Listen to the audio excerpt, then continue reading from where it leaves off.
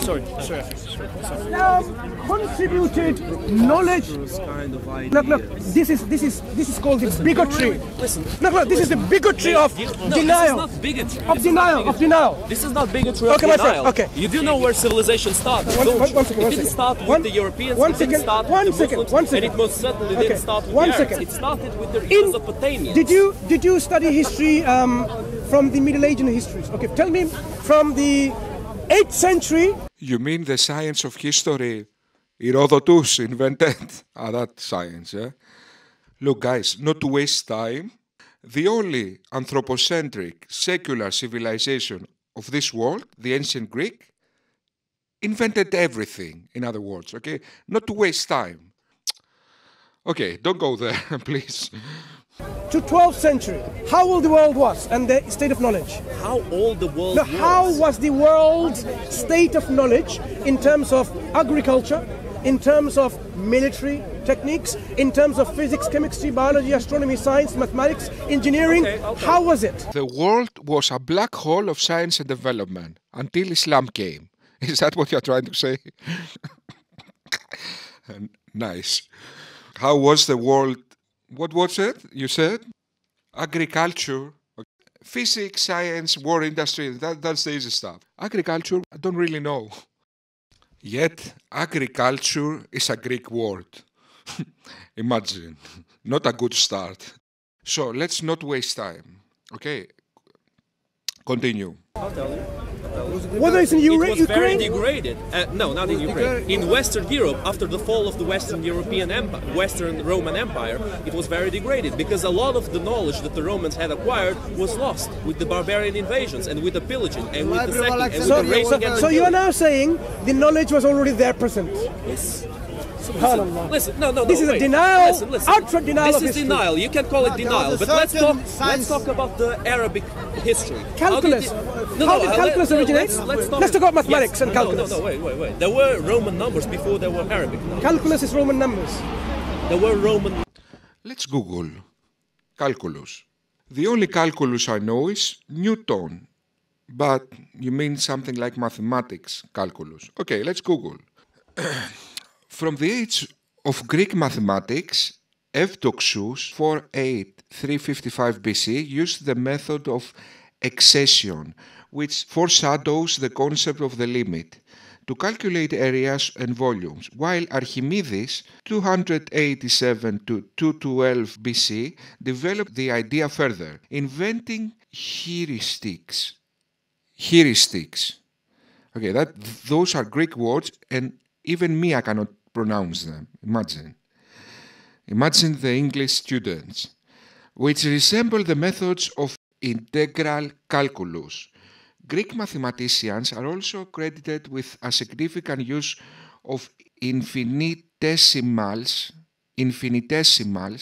Democritus is the first person recorded to consider seriously the division of objects into an infinite number of cross-sections, but his inability to rationalize discrete cross-sections with a cone smooth slope prevented him from accepting the idea.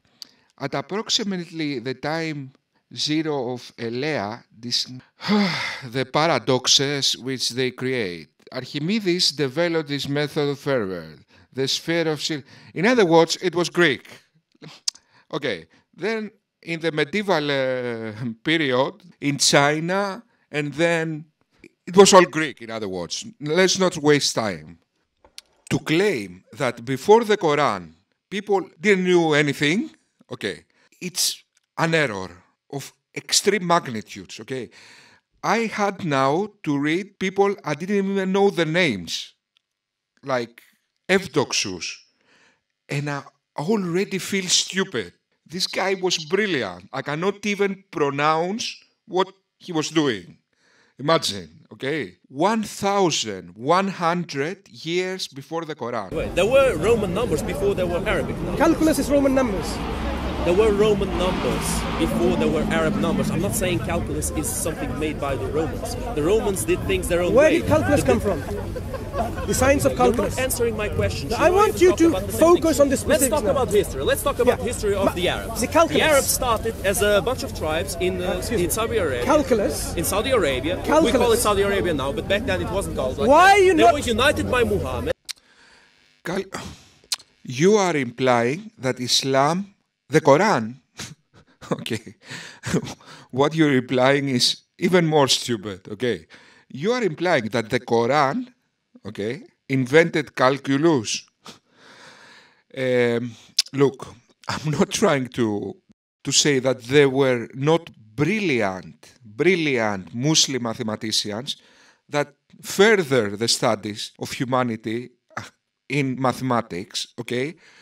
And those, I consider them my ancestors, the Muslim, as you should consider your ancestors, the Greek. We are all part of humanity, but to claim a religious dogma is responsible for these things is insane. Okay, the Muslim mathematicians did that despite Islam, not because of Islam. And they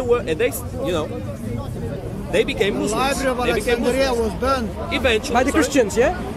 Sorry? By the Library of Christians. Alexandria was burned. Guys, calm down. Right. Let's not have So a flame now, war here. calculus. Let's don't jump from thing I'm not to jumping. thing. Don't Why are jump. you avoiding calculus? I'm not avoiding. Do you know why I history. bring this up? Why do you avoid history? Why do you avoid history of the Arabs? The Arabs Okay. were in Saudi Arabia. There was the Eastern Roman Empire in the west. There was the Sassanid Empire in the east. The Sassanid Empire and the Roman Empire were at war with each other. They were weakening each other, and occasionally they were attacking the Arabs because empires do that. The Arabs attacked the Sassanids, they took over the Sassanids, they conquered the Sassanids.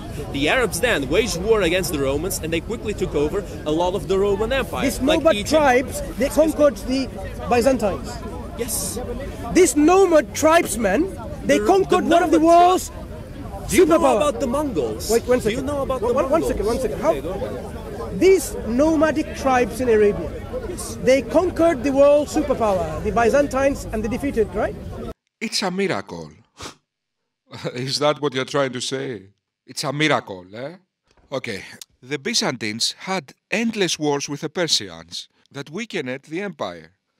Then we had the Black Death. Black Death was a disease that killed 1/3 of the Byzantine Empire. And many things, like all empires, start to disintegrate at some point. This was not a miracle. Why you need to contaminate everything you say with miracles? So, the person who is religious see miracles everywhere. What that says about you, okay? So, Muslim, you believe somebody like Mansur who sees miracles everywhere, okay? Everywhere, okay?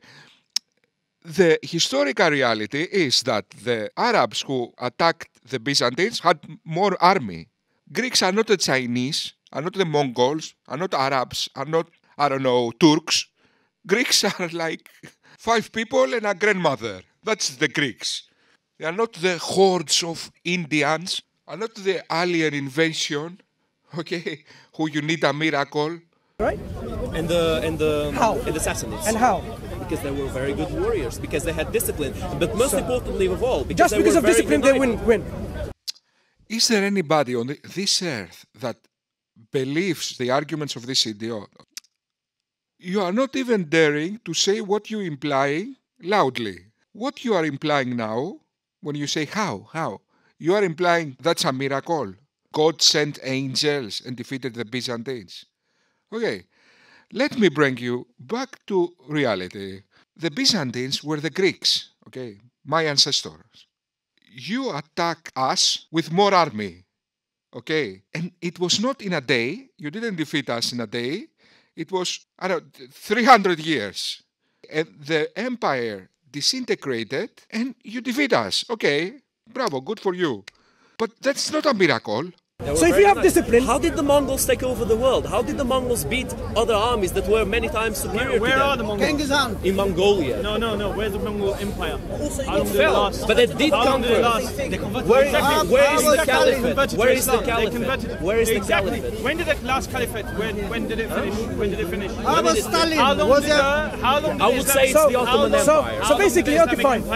It is not surprising that we Much longer than the feel Mongols, mate. and we see that gentlemen like yourself with very knowledge of history somehow missed the history of the 7th, 8th, 9th, 10th, 11th centuries that Muslim civilization contributed. I'm not denying that. What did they I'm talking contribute? about Okay, the fine. origin. Okay, what did they contribute? Yeah, they did contribute. Give me some examples. When the Library of Baghdad was burned by the Mongols, it was a big hit on the golden What age did of the they Islamic. contribute? of What the did they Islamic contribute? peoples. 100 years of existence. They contributed to culture, they contributed to astronomy, they contributed to maths, as you said, Arabic numbers. I'm not denying any of it. How did they? But what you're How were they able to saying- contribute? Because what the Quran told them: go and travel around the No, earth and because see. they learned with the Romans and they didn't just burn everything apart.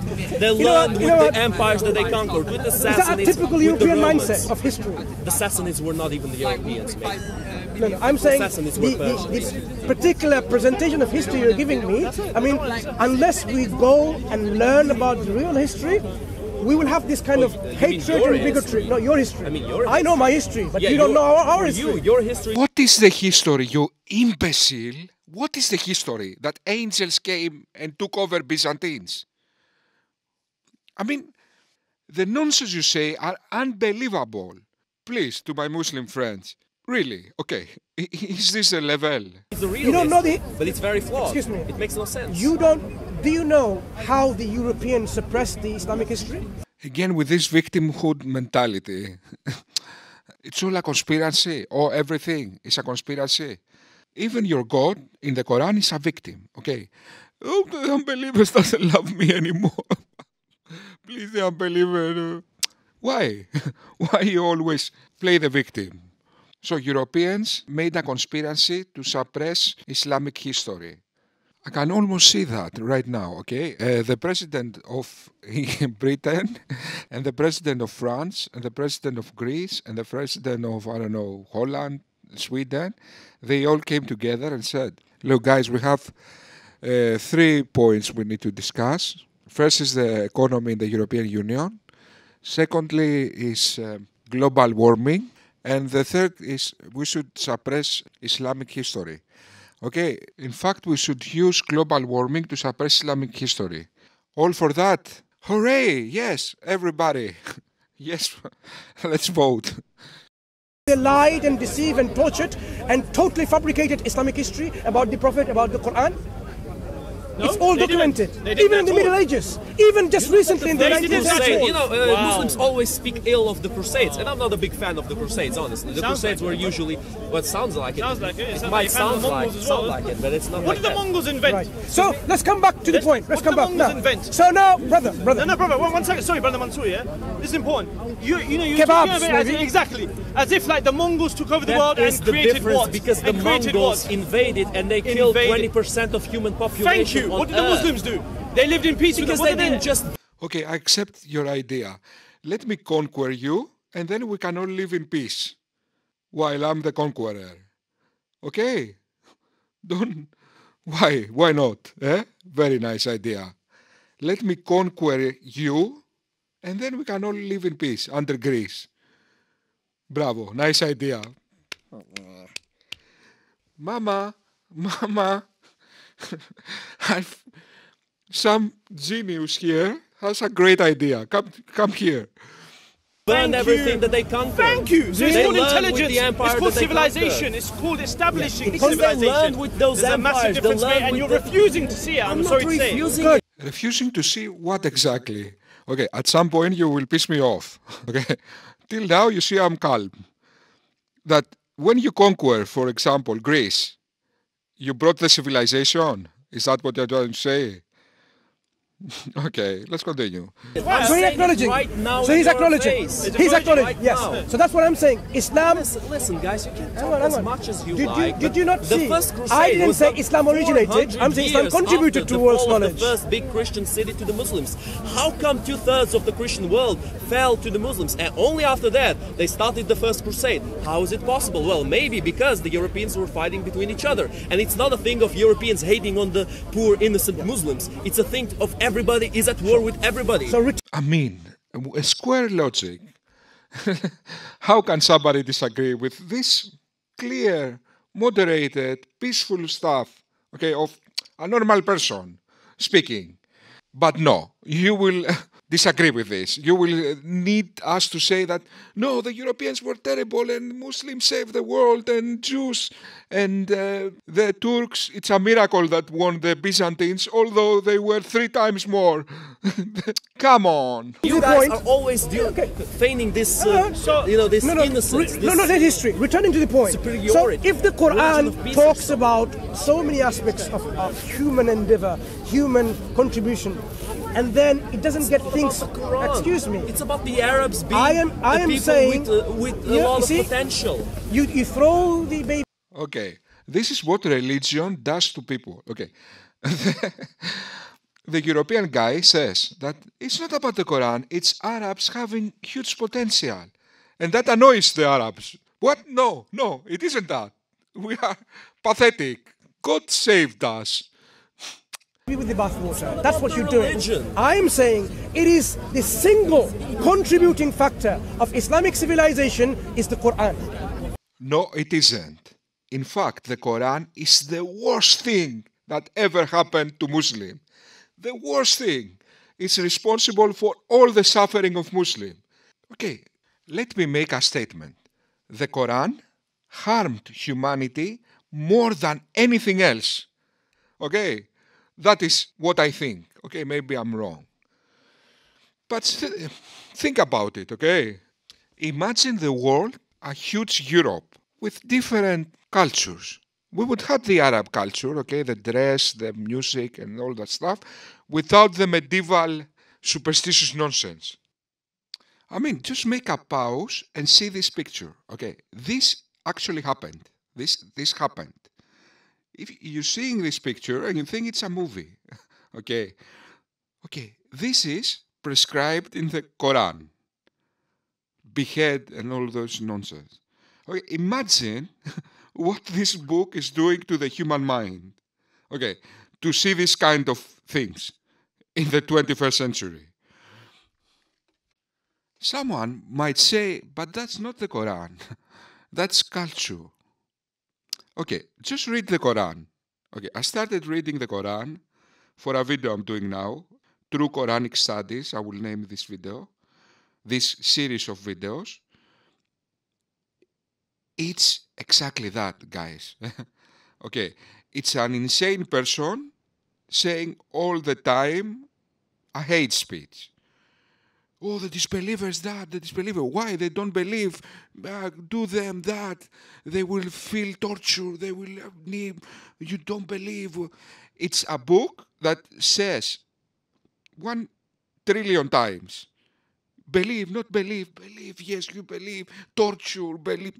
It's a superstitious rabble of an insane person. Okay, and the result is this. If you could comprehend how much harm the Quran did to humanity, okay, you would have cried for 1 week. Without the Quran, humanity now might not have any problem. Any problem, okay? You replaced brilliant men in the consciousness of people, like Socrates, Aristotle, okay, with Mohammed. A deluded maniac, okay? Because that's exactly what he was. You asked for the truth over and over again. So, here is the truth. Can you handle the truth?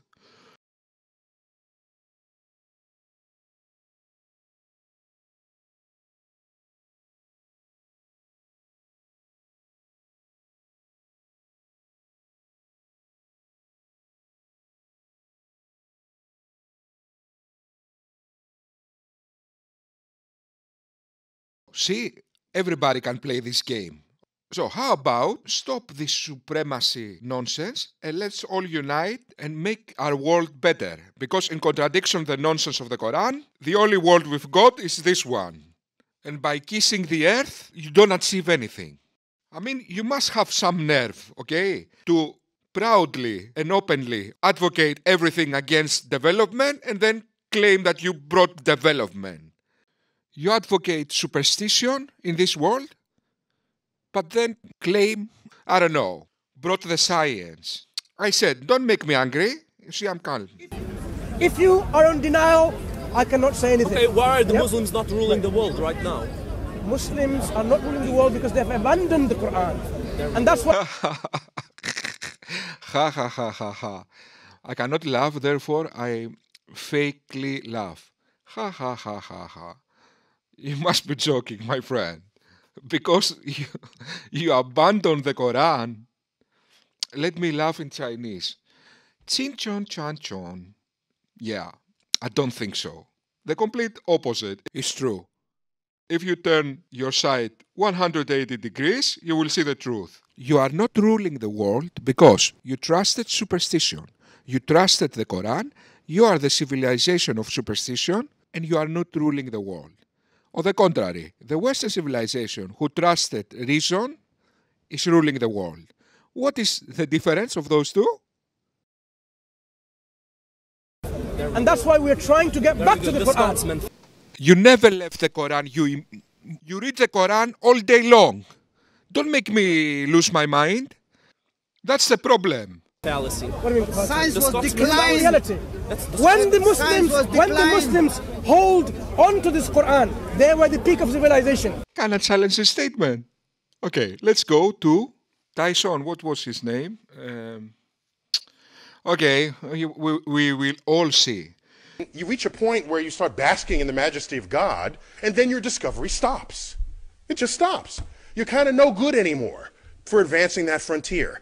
Waiting for somebody else to come behind you who doesn't have God on the brain and who says, that's a really cool problem, I want to solve it. They come in and solve it. But look at the time delay. This was a 100-year time delay. And the math that's in perturbation theory is like crumbs for Newton. He could have come up with that. The guy invented calculus just on a dare, practically. When someone asked him, Ike, how come planets orbit in ellipses and not some other shape? And he couldn't answer that. He goes home for 2 months, comes back, out comes integral differential calculus, because he needed that to answer that question. And so this is the kind of mind we were dealing with Newton. He could have gone there, but he didn't. He didn't. His religiosity stopped him. And so we're left with the realization, of course, that intelligent design, while real in the history of science, while real in the presence of sort of philosophical drivers, is nonetheless a philosophy of ignorance. And so, regardless of what our political agenda is, all you have to say is, science is a philosophy of discovery, intelligent design is a philosophy of ignorance. That's all.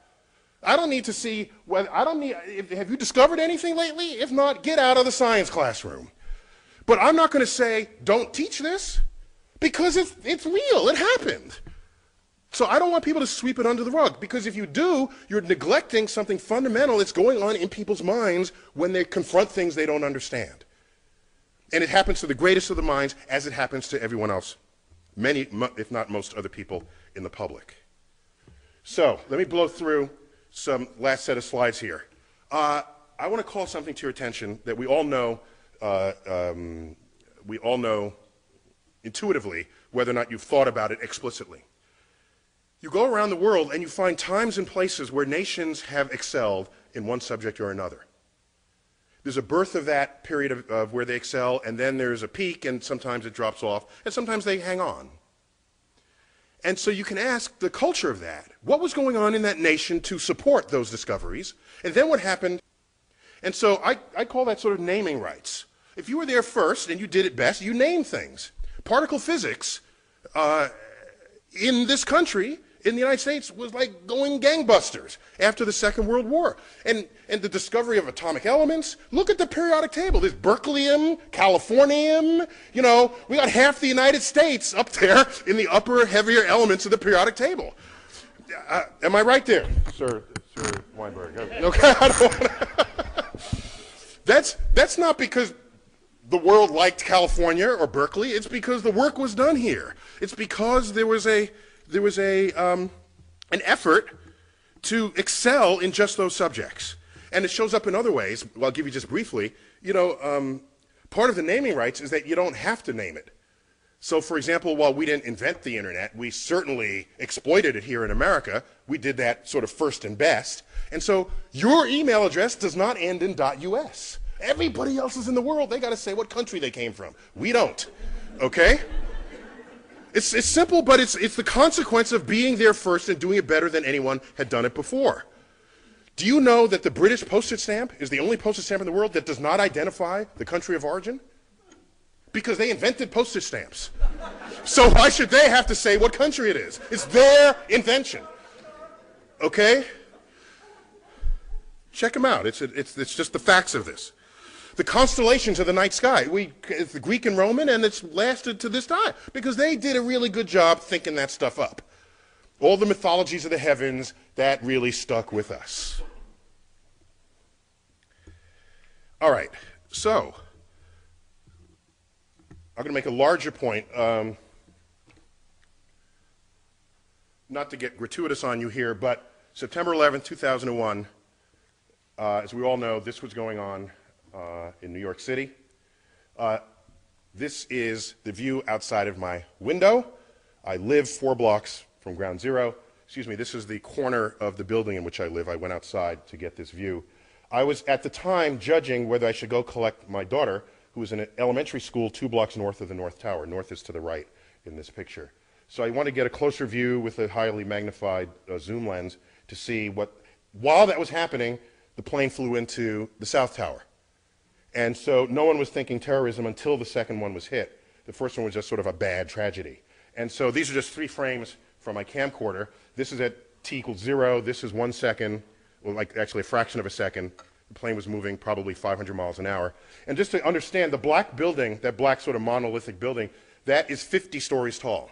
This is New York City, people. So tall buildings are kind of, they're just all over the place. And that's just a hotel, a 50-story hotel. And it's the towers are foreshortened because they're the angle at which this is shown. I put these up because a few days after this, President Bush, I don't remember where he said this, on the steps of the White House, in the Rose Garden or at the Capitol, in an attempt to distinguish we from they, the terrorists who flew these planes into the buildings and into the, that went down in Pennsylvania and in Washington, to distinguish we from they, he loosely quotes a phrase out of the Bible by saying, our God is the God who named the stars. Now, this is before I was on his Rolodex, okay?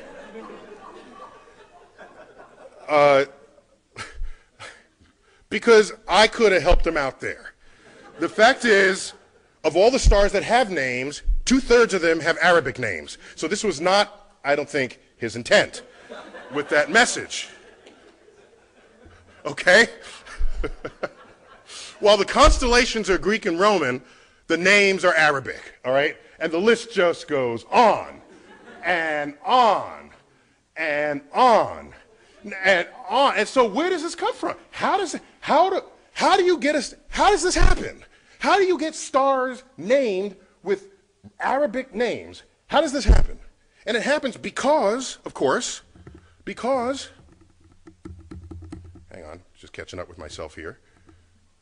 Okay? It happens because there was this particularly fertile period that Professor Weinberg duly discussed. And around that period, that 300-year period, the intellectual center of the world was Baghdad. Baghdad. It was completely open to all visitors, all travelers, Jews, Christians, doubters, which today we might call atheists. They were all there exchanging ideas, all of them. All of them. And it was that period where you had the advances in like engineering and biology and medicine and mathematics. All right? Our numerals are called what? Arabic numerals. They ever stop and think about that? You know, in America, do we take pause at this? Why are they called Arabic numerals? Okay, they fully exploit the discovery of the zero, create a whole field called algebra, itself an Arabic word. Algorithm is an Arabic word. All this is going on, and it's all traceable, not to some long 1,000-year tradition in Islam. It's traceable to this 300-year period. This 300-year period. And then, so they had naming rights. The most expensive, beautifully carved astrolabes come out of this period. There's a great collection of these at the Adler Planetarium in Chicago, if you ever want to check them out. So navigation, celestial navigation, all of this is traceable to this period. And so something happened. And what happened, as was previously described, I was told, and forgive me for repeating from what you might have heard, 12th century kicks in, and then you get the influence of this scholar, Al-Ghazali, all right? And so out of his work, you get the philosophy that mathematics is the work of the devil. And nothing good can come of that philosophy.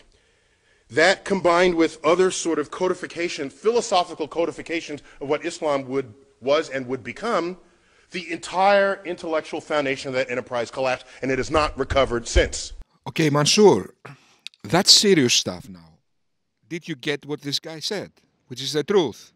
That Islam not only wasn't responsible for the things you are referring now, it was the reason those things stopped after fundamental Islam took over. On the contrary, when Islam was diverse and open to all ideas, then it was the golden age of Islam. Okay, Mansur? The ideology you promote now, fundamental Islam, the kind of things you promote was the reason the golden age of Islam ended. And I will say it even more bluntly.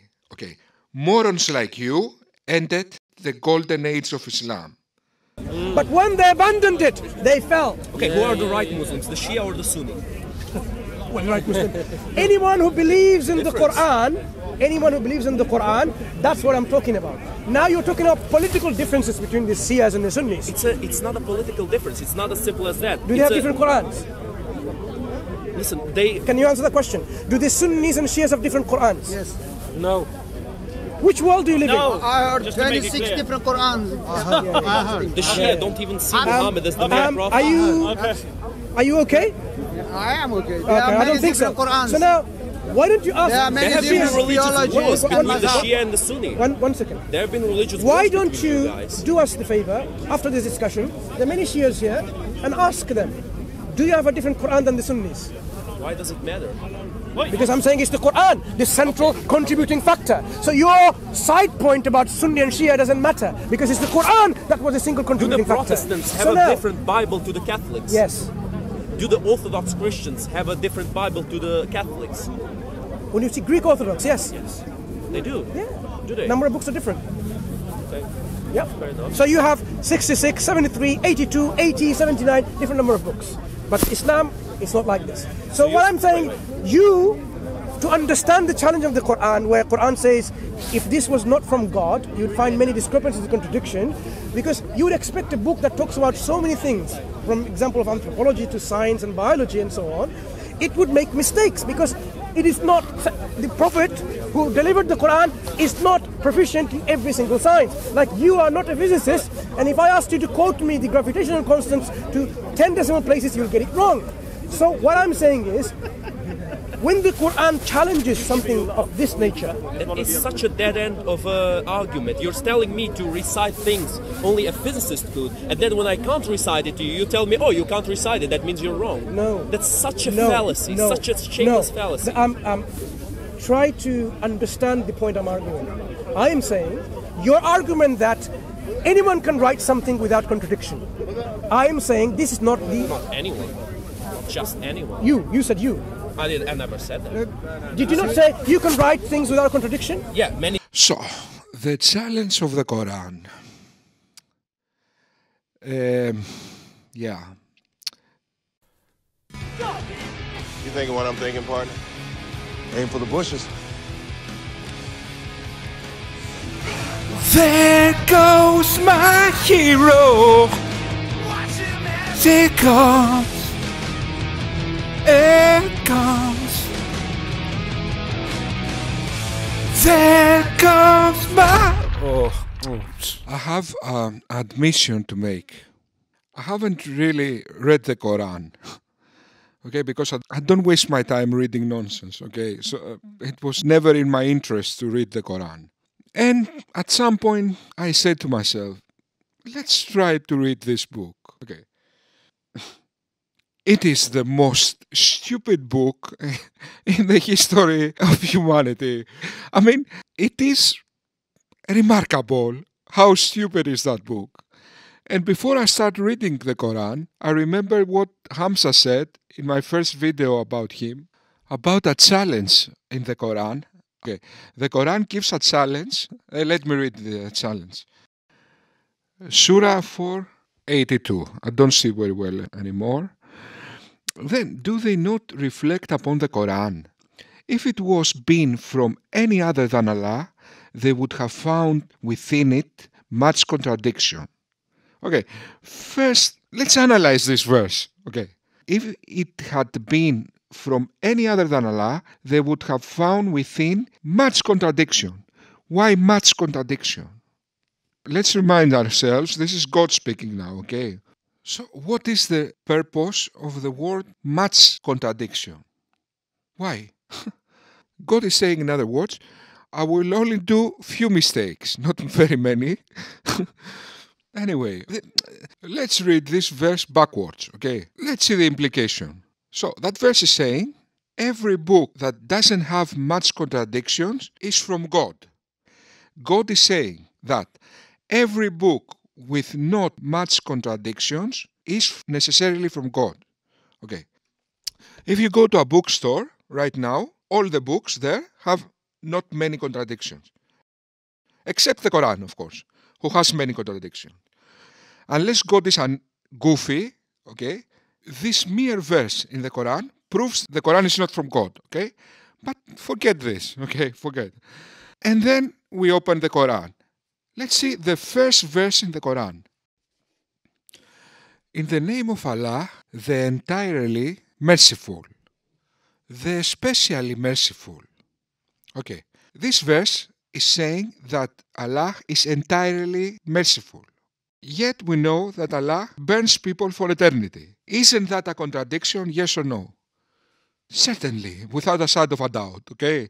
How can it be entirely merciful and in the same book, okay, it also says that Allah is punishing people for eternity, okay? Burning people for eternity is the extreme end of not being merciful. Due to the mathematical qualities of eternity, that means that he is eternally unmerciful. Okay? The complete opposite of entirely merciful. So, not even the first verse, okay, the first words, and the Quran fails in the first 5 words of its own challenge. Okay, and let me continue. In this series of videos, we will make a true Quranic study, because the people who are making Quranic studies so far suffer from the naked king delusion, okay? That is a true Quranic study. Second verse. That is a preview of a video I'm doing now. Okay, Mansur, your Quranic challenge fails in the first 5 words of the Quran. Okay, are we done now with the Quranic challenge? Continue. I never said that. Did you not say you can write things without contradiction? Yeah, many people can Right, write things you without can a write. contradiction, but Right. not anyone can. But the difference between you and the Quran is this: Quran talks about astrophysics and biology. I've repeated that 3 times now already. You do not know astrophysics, That's, and perhaps you don't know biology that's either. anecdotal Hang on, evidence. wait a Anecdotal second. evidence. Hear my argument. Do you know what my argument is? Good. So, not being a proficient in a particular field, when the Quran is able to make a statement of physical phenomena and not contradict the reality. Mansur, my friend, okay, hear my statement. There is not a single word in the whole Quran which is accurate. Okay, I challenge any Muslim watching this video to bring me one thing in the whole Quran, one thing, okay, that the Quran got right. One thing. Mansur, the Quran is the stupidest book ever written. The Quran is filled with mistakes in science. Mistakes a 10-year-old would have got right. Okay? Like the earth is flat. Comets are demons' missiles. We had the stars before Earth. The sky will fall in our heads if God doesn't hold it up. Birds are flying because of God. Ships are floating because of God. The sun sets on Earth. Sperm is formed between our ribs. Unimaginable mistakes. Okay, the moon chases the sun. It's in orbit with the sun. And there isn't clever stuff and those stuff. It's only those stuff. So what the hell are you talking about, my friend? What are you reading?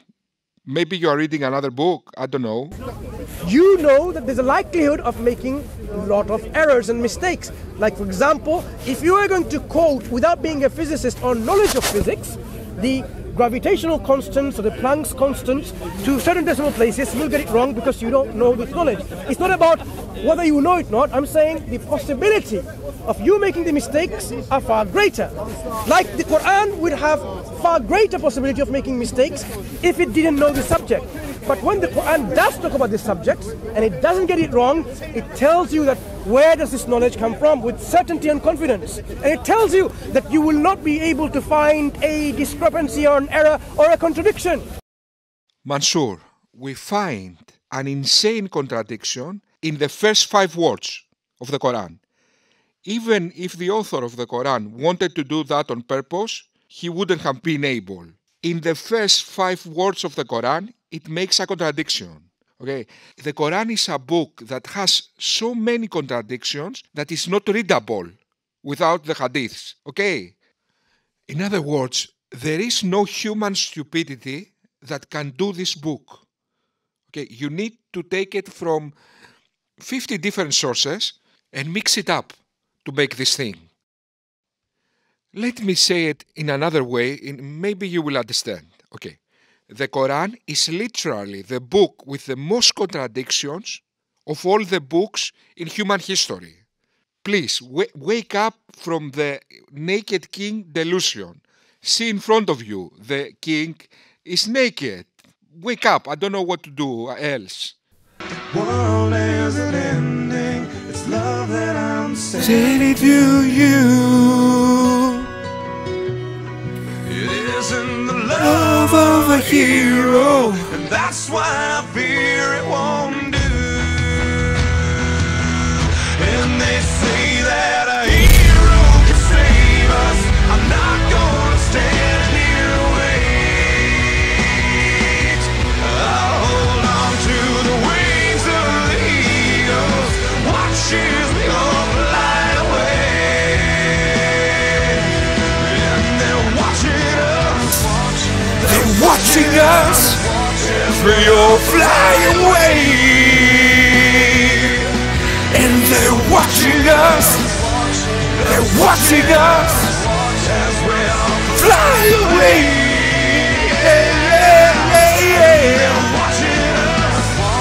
They're watching us as we all fly away.